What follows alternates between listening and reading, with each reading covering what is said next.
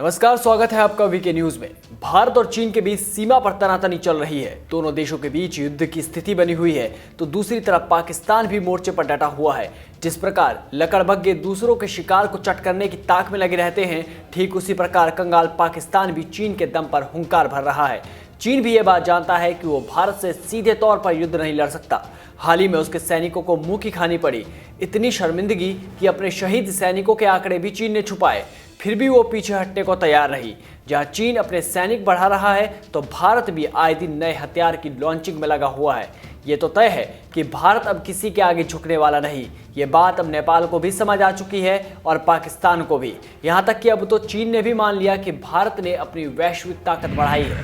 हाल ही में संघ प्रमुख मोहन भागवत ने बयान देते हुए कहा था कि हम शांत रहते हैं, इसका मतलब ये नहीं कि हम दुर्बल हैं। ये बात तो अब चीन भी समझ गया होगा, लेकिन ऐसा नहीं है कि इसके बाद हम लापरवाह हो जाए। भारत भी पूरी तरह से युद्ध की तैयारी में जुट चुका है।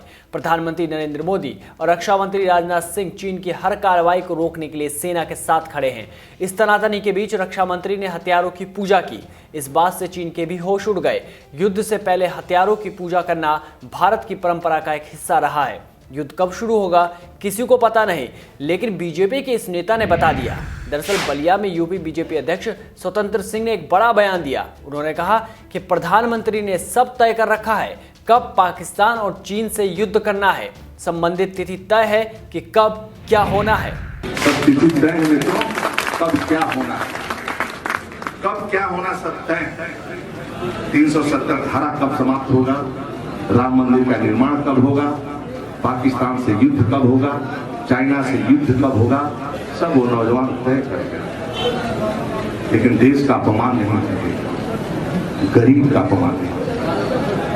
हम लोग कन्हैया के रास्ते पर चलते हैं, हम राम के रास्ते पर चलते हैं। कन्हैया ने अपने परिवार को नहीं छोड़ा था, अपने जाति को नहीं छोड़ा था। जो लोग गड़बड़ करेंगे, परिवार हो चाहे जाति हो, उससे ऊपर उठकर काम किया जाता है राष्ट्र के लिए। मित्रों, बता दें कि स्वतंत्र सिंह ने बलिया जिले के सिकंदरपुर में बीजेपी विधायक संजय यादव के आवास पर पार्टी कार्यकर्ताओं को संबोधित किया। इस दौरान ही उन्होंने ये टिप्पणी कर दी। स्वतंत्र देव सिंह ने जोश जोश में एसपी, बीएसपी और कांग्रेस को भी निशाने पर लिया। इन पार्टियों की तुलना करते हुए उन्होंने सीधे आतंकवादियों से की।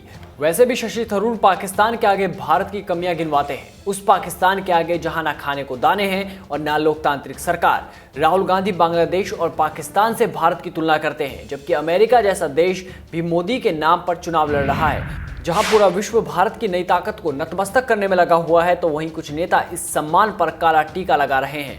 ऐसे दो मुंहे साफ वाले नेताओं के बारे में आपकी क्या राय है, हमें कमेंट बॉक्स में जरूर बताएं। तब तक बने रहिए वीके न्यूज के साथ।